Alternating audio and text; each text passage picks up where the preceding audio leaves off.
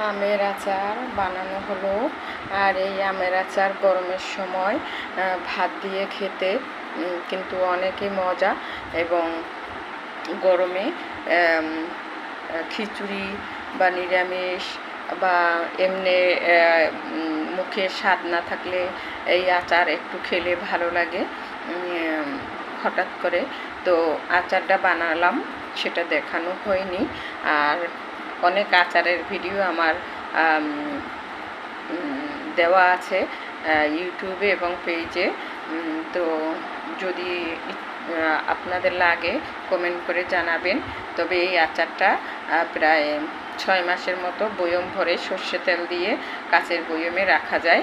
তবে এই আচার খেতে কিন্তু অসম্ভবই মজার হয়। আর এটা মশলা আচার, টক ঝাল মিষ্টি আচার। আপনারা চাইলেও মানে বানিয়ে নিতে পারেন। আর এটা কাঁচা আমের আচার। আর আমি এই আচারটা ছোকলা সহ বানিয়েছি।